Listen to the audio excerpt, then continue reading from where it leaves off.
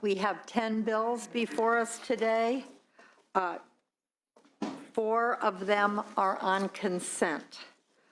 We also have a quorum, so I'd like to take the roll, please. Hancock? Here. Hancock here. Anderson? Anderson. Anderson here? Anderson here. Glazer? He was here. Okay. Leno? Yeah. Leno here. Liu? Monning? Stone?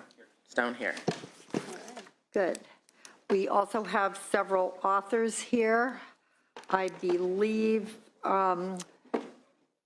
Assemblymember Daly is here for item number, oh, no, excuse me. Also, Assemblymember Linder is here.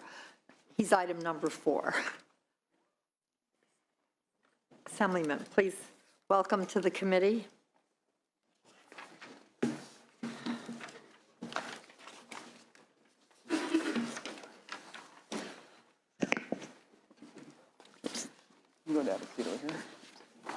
Thank you, Madam Chair. Members, AB 794 will protect volunteer animals that are being used under the direct supervision of a peace officer. Currently, there is no extra protection in the Penal Code that specifically protects these volunteer animals. In Penal Code 600, it's an offense to willfully injure, obstruct, or interfere with a horse or dog under the supervision of law enforcement officer in the discharge of its official duties. These violations are punishable by a fine and/or imprisonment. Punishment depends on the seriousness of the injury. Upon conviction, a defendant must also pay restitution for damages. Now, unfortunately, Penal Code 600 only covers animals that are sworn into law enforcement. AB 794 would add to a Penal Code section 600 to additionally include animals that are being used by volunteer peace officers. With budgets being stretched at the local level and efforts being made to engage with citizens, many counties are creating more volunteer opportunities working with law enforcement. For many years, the Riverside County Sheriff's Department has worked with locals in the Norco Mounted Posse, a volunteer group that serves the region by observing and reporting directly to the Sheriff's Office. These volunteers are not only in Riverside, the Los Angeles Police Department has a mounted officer group with 180 members, half of which are volunteers that use their own animals while on duty. Basic rights held by California citizens protect the volunteer themselves, but the animals that are helping them perform these duties are not protected. A few examples were brought to my attention by the Diablo Vista District of California State Parks Mounted Assistance Unit. The group has over 100 members and volunteered over 8,000 hours to the parks last year. They have encountered belligerent and dangerous individuals that have been involved in unsafe or illegal activities. One of the members was recently assaulted by a visitor throwing rocks at her and her horse. Unfortunately, the group had no recourse. AB 794 will ensure that those who volunteer their time to help protect their communities will also have protections for their animals. These brave individuals deserve to sleep better at night knowing that the pet that they use to help better the community is protected. I have with me today Tim Dempsey. He is a retired San Francisco PD officer, and currently he's a reserve deputy on the Marin County Sheriff's Mounted Posse.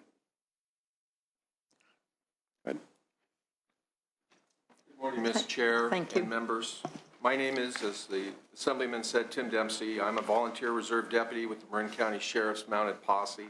I'm also a retired police inspector after having served over 25 years with the SFPD.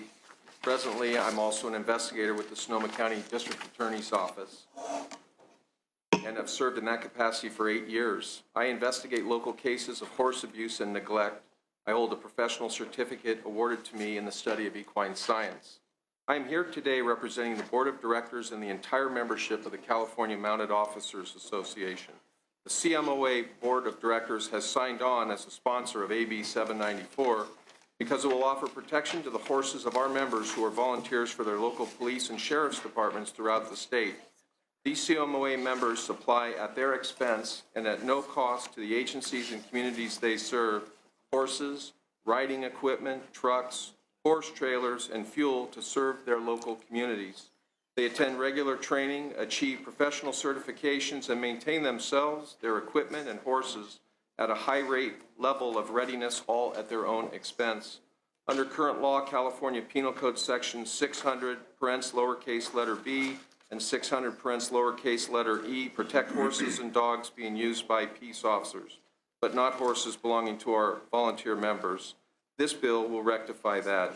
So on behalf of the COMA MOA Board of Directors representing approximately 300 members and the Marin County Sheriff's Mounted Posse, I encourage you to pass this bill, and thank you for your time and attention.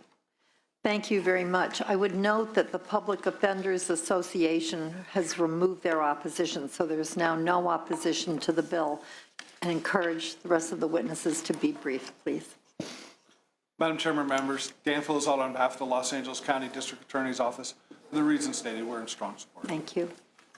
Madam Chair and members, Matthew Seiberling on behalf of the Riverside Sheriff's Association. I believe these animals serve a valuable public service, deserve equal protection, and urge your aye vote. Thank you.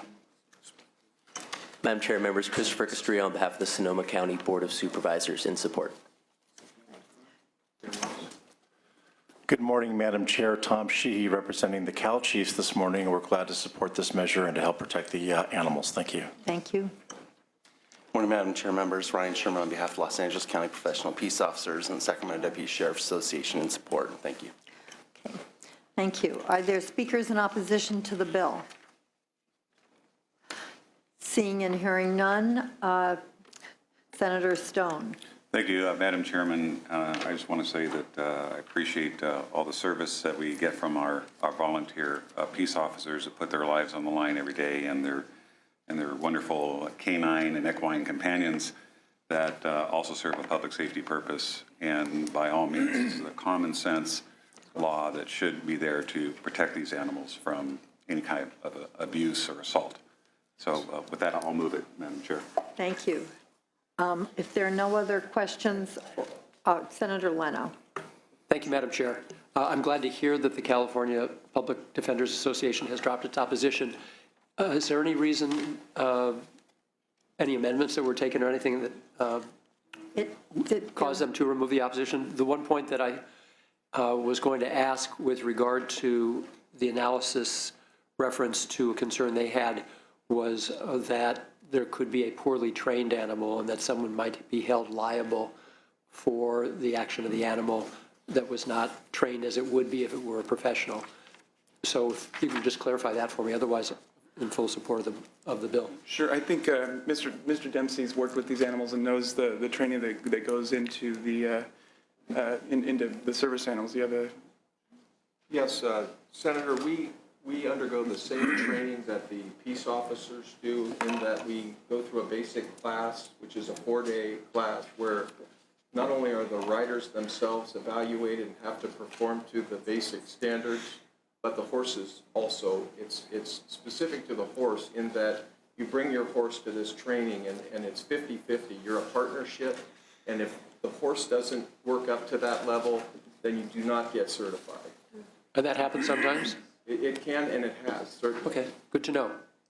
And just to add to that, I believe that another reason was that language was added that the volunteers and the animals would be acting under the direct supervision of a police officer, which was not previously in the That would bill. make sense. Yeah. If the bill has not been moved, I'm happy to move the bill. Okay. The bill was moved by Senator Stone, so please read the roll. Hancock? Anderson? Aye. Hancock, aye. Anderson? Aye. Anderson, aye. Glazer? Glazer, aye. Leno? Leno, aye. Liu? Liu, aye. Monning? Monning, aye. Stone? Aye. Stone, aye. That bill passes. I have to go and present a bill in Assembly Public Safety, but I'm thinking, why don't we vote on the consent calendar I very move the quickly? consent calendar. Thank you very much. Please call the roll. Hancock? Aye. Hancock, aye. Anderson? Aye. Anderson, aye. Glazer? Glazer, aye. Leno? Aye. Leno, aye. Liu? Liu, aye. Monning? Aye. Monning, aye. Stone? Aye. Stone, aye. That passes, the consent calendar passes, and Senator Anderson, would you like the gavel or to come up here? Okay.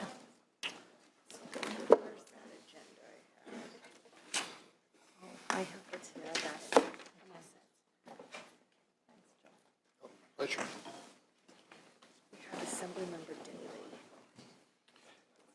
Assemblymember Daly, would you like to come and present? and you're presenting AB 860.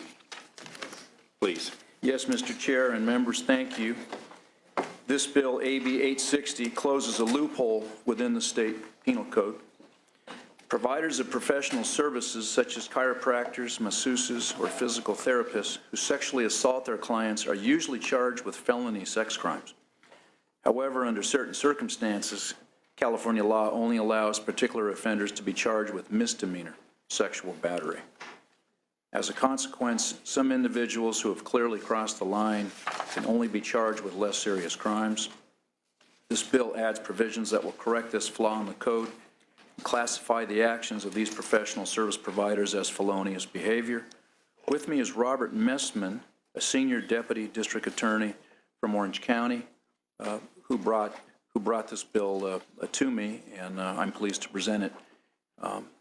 And I respectfully request your support today. Thank you. Witnesses in support. Thank you, Mr. Chairman, members of the committee. As Mr. Daly indicated, I'm a senior deputy DA in Orange County. I'm also a member of the CDA Legislation Committee. I spent 4 years on the Sexual Assault Unit prosecuting violent sex crimes, and I also teach statewide on sexual assault issues.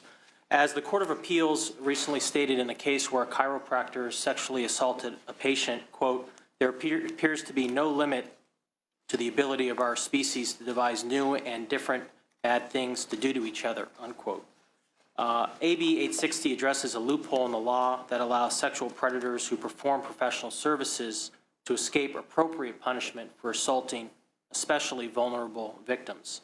These defendants are typically in positions of trust and power, such as doctors, chiropractors, and massage therapists, while the victims are typically vulnerable individuals, usually alone in an exam room and partially or fully undressed.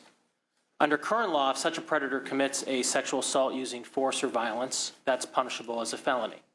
If the touching is committed against an unlawfully restrained victim, then that is punishable as a felony.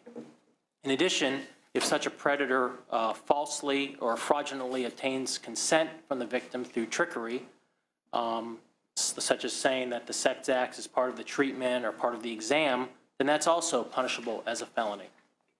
But if such a predator simply commits the sex act without the victim's consent while she is being examined or treated, maybe she's frozen in fear or she resists or says stop after the sex act, then that is punishable only as a misdemeanor battery.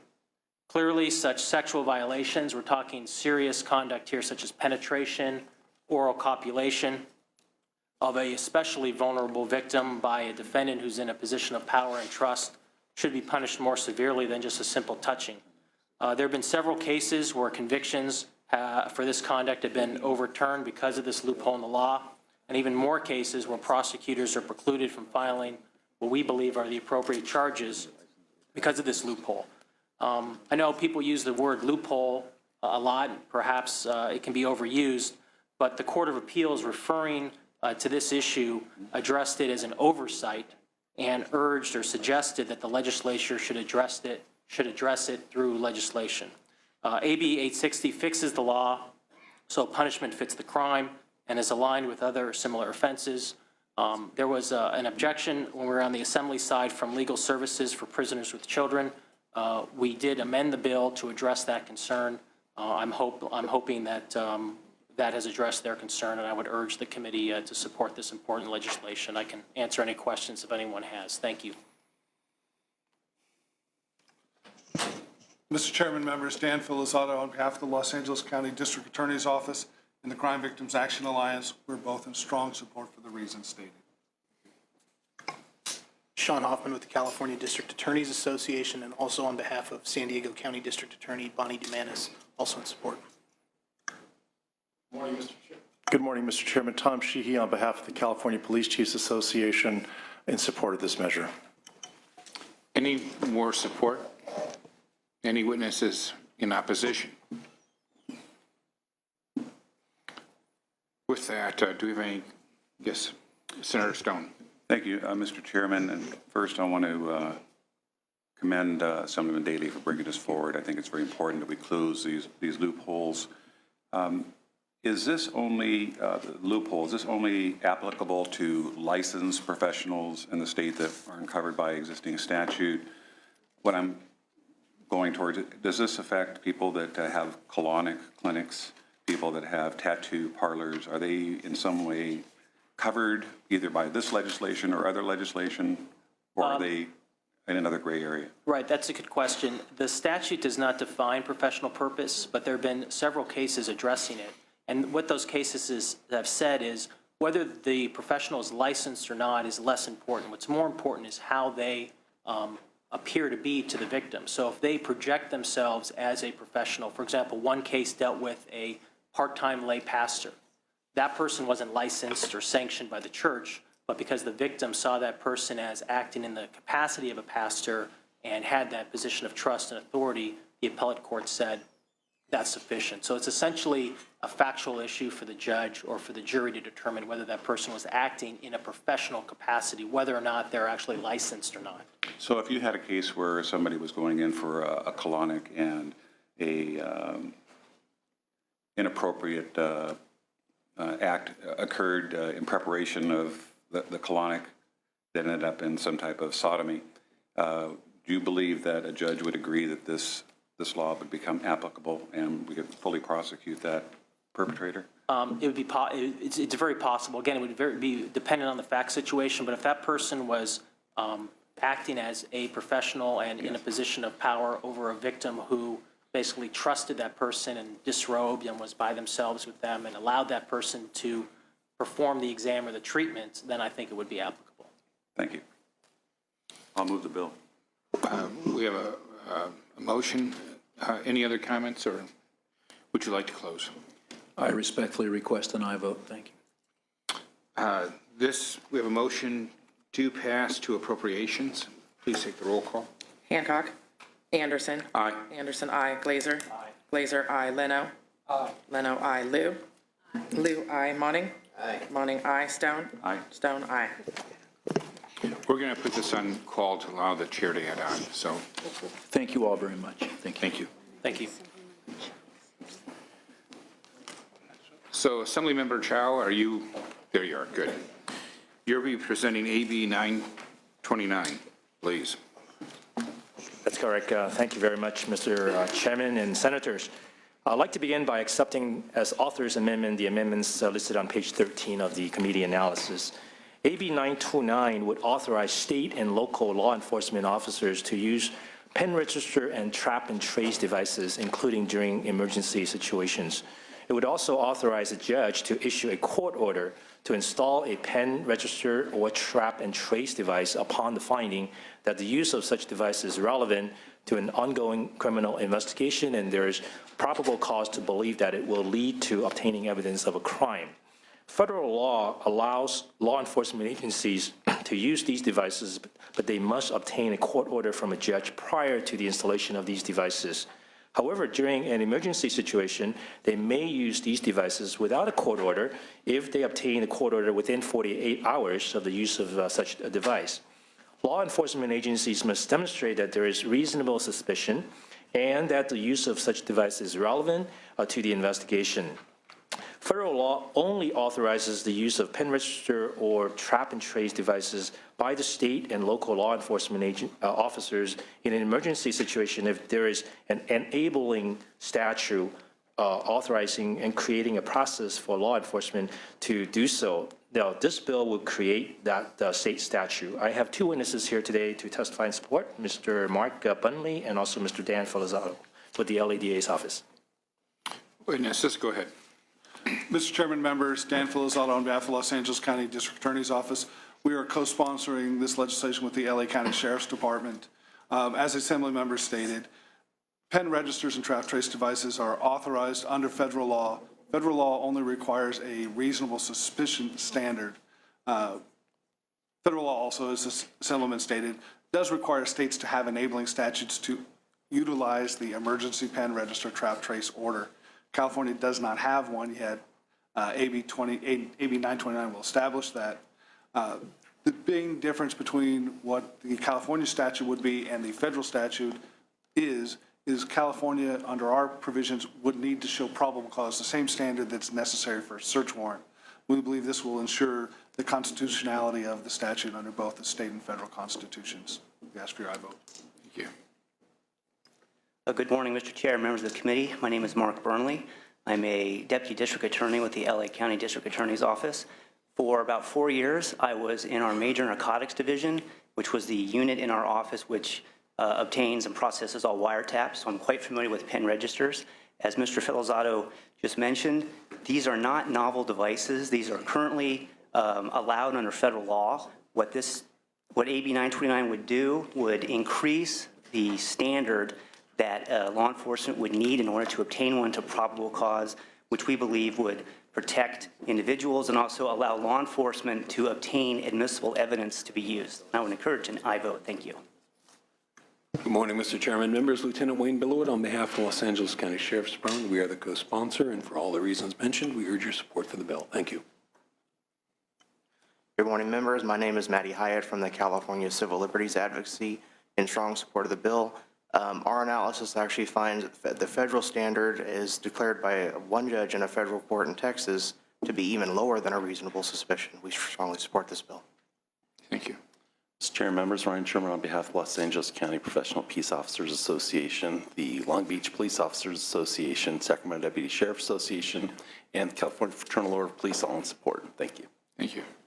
Good morning, Mr. Chairman. Tom Sheehy representing the California Police Chiefs Association. We support this bill.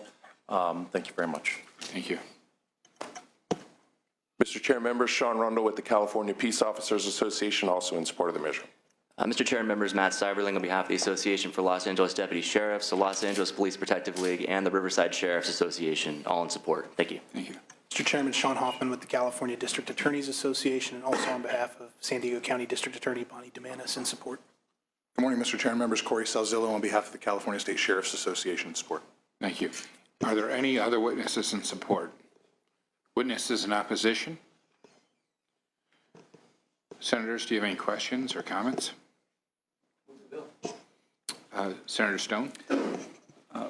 First, Assemblyman Chow, thank you for bringing this forward. I support the bill. Just a question.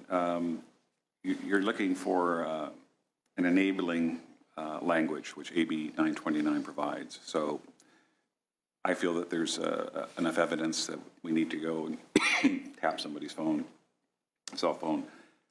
You're required to get a judge codification within 48 hours.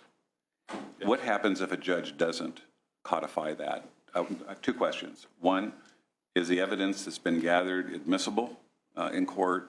And two, is there any liability to the public safety agency for gathering evidence that was not sanctioned by a judge? Sir, after 48 hours, the pen register would be shut off. So any evidence which was obtained after that, without the judge's codification, I believe would not be admissible. Okay. The evidence that was obtained during the 48 hours would be admissible. Okay. And I believe that there is language in the statute which would protect law enforcement in the event that the codification was not obtained. Okay, that was my concern. I didn't want to put our public safety agencies in harm's way when they really believed that they were doing the right thing. Thank you. We have a motion to appropriations from Senator Mark Leno. And if you would make a roll call, that'd be great. Hancock. Anderson. Aye. Anderson, aye. Glazer. Glazer, aye. Leno. Aye. Leno, aye. Liu. Liu, aye. Monning. Aye. Monning, aye. Stone. Aye. Stone, aye. Assemblyman, we're going to keep the roll open to allow Senator Hancock to join. So, Thank you very much. Thank you very much. We're waiting for two more officers, John Sawyer. Could you?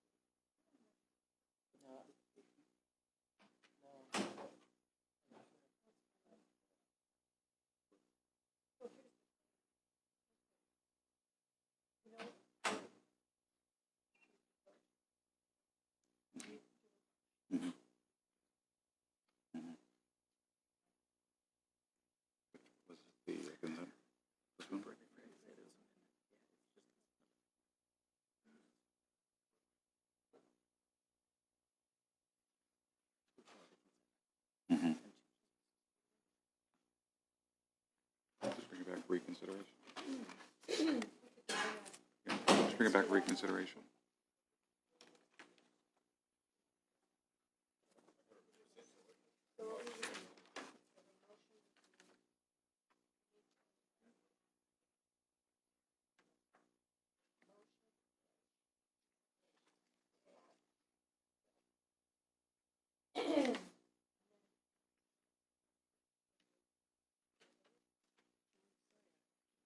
With amendments.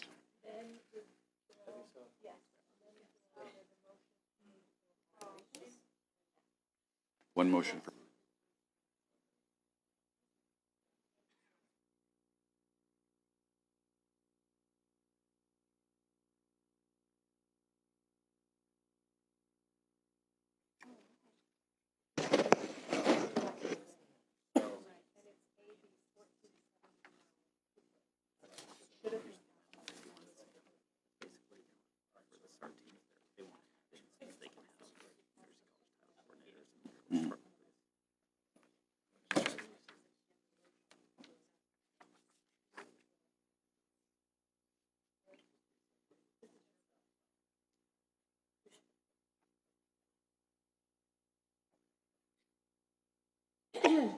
May I get a motion to reconsider EB 1475? Mr. Chair, I'll make that recommendation.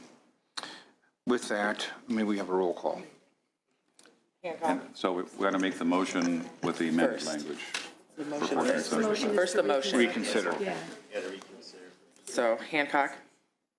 Anderson. Aye. Anderson, aye. Glazer. Glazer, aye. Leno. Leno, aye. Lou, aye. Monning. Monning, aye. Stone. May we have a motion to move the bill with amendments? So moved. Okay. You have a roll call vote on that? Sure. Yes.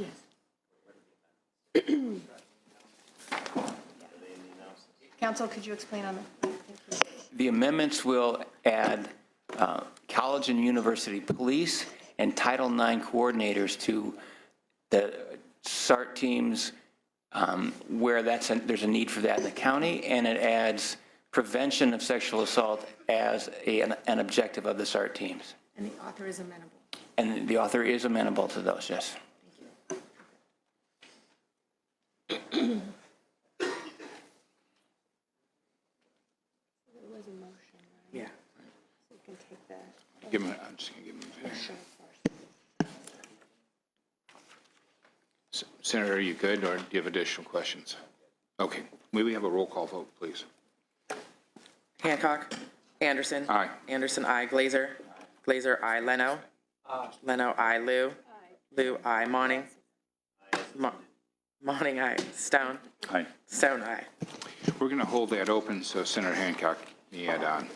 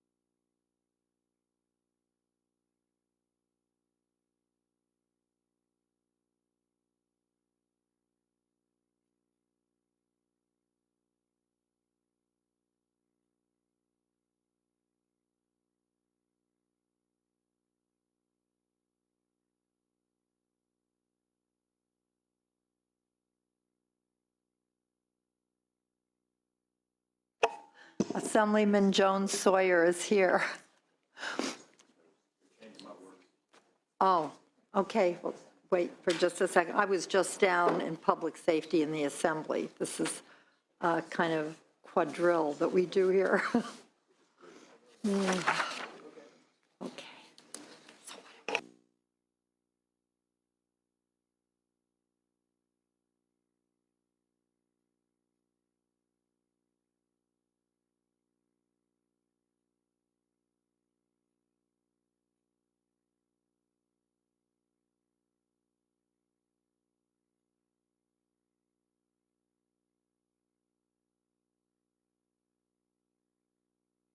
Joan Sawyer, welcome to the committee. Are you going to start with item 2? Oh, okay. Item 3, Item 3, AB 696. probable cause determination hearings. Good morning, Madam Chair and members of the committee. Under current law, a misdemeanor in custody is entitled to a ruling at the time of his or her arraignment by a magistrate to determine whether there is probable cause to believe that an offense was committed by the defendant. Misdemeanor defendants who are out of custody, however, are uniquely disadvantaged because they are not afforded the same opportunity for a prompt probable cause determination before an impartial magistrate, leaving them susceptible to meritless and unsupported charges. AB 696 would amend Penal Code 991 to allow courts to make a probable cause determination for both out of custody as well as in custody misdemeanor defendants, but will not require determination to be made at arraignment. The opposition claims that there is no hardship to out of custody misdemeanor defendants who cannot promptly obtain a probable cause determination simply because they are not confined. We believe that they have a sword of Damocles that lays over their heads. I would argue that the hardship is having a charge hanging over your head that is wholly unsubstantiated, with no recourse toward obtaining a speedy resolution from an impartial magistrate. As the number of misdemeanor cases increases with the passing of Prop 47 and with judicial resources continuing to shrink, judiciary itself has a vested interest in screening out of custody misdemeanor cases before they become an unnecessary burden on its trial courts. As an inexpensive and streamlined alternative that should pay dividends and save time, stress, and resources from all involved, AB 696 would greatly benefit our legal system by helping to identify and weed out weak and baseless cases at an early stage. Here to testify on behalf of the bill sponsor is Khalif Assagai of Public Interest Advocacy. Thank you, and I respectfully ask for your aye vote. Good morning, Madam Chair, members. Khalif Assagai on behalf of the California Public Defenders Association. We are the sponsor of this legislation. I think the member spoke eloquently to the need for the bill. Our reason for bringing this bill forward is because we want to be able to provide probable cause determinations to the few out-of-custody defendants where probable cause is not actually found or cannot actually be found and substantiated. Under current law, this only applies to in-custody defendants because of the restriction on their liberty. We believe that the potential of having a criminal case hang over your head for months on end is also a restriction on your liberty. While it doesn't rise to the level of urgency as being in custody, it still can disrupt substantially somebody's ability to live their life. Under existing law, it must be done within 48 hours. We are giving 30 days before trial for this probable cause determination to take place. It must be made at the request of the defendant through counsel, and a motion must be filed. The determination will be made based on the complaint and the affidavit as well as the police report, so there will be no additional discovery required for these hearings. We believe that this will be a cost savings measure because under existing law, you can only challenge the finding of probable cause at trial, which means that a jury has to be impaneled, the court, the public defender, and the DAs have to put time into actually setting up a trial, and only then can probable cause be challenged. By allowing it to be challenged before trial, we are not only creating efficiency for the court, but helping to improve the lives of the individuals who are being brought up on baseless charges. So we respectfully urge your aye vote. Madam Chairwoman and members, Francisco Loaco on behalf of the ACLU. The arguments have been stated. This makes perfect sense. We urge our aye vote. Thank you. Are there other speakers in support of the bill? Please come forward. And speakers in opposition, be ready. Fine. Speakers in opposition to the bill.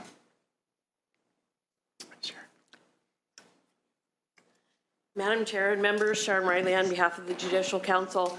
The Judicial Council is opposed to this bill primarily because of concerns about increasing the workload of criminal courts, which are particularly right now affected by Proposition 47 and the number of petitions the courts have had. This bill would create an entitlement to a new hearing, and I understand that the proponents believe that there will be cost savings, but the feedback we've been getting from our judges is they really believe that it will be a big burden on the courts. So for those reasons, we're opposed.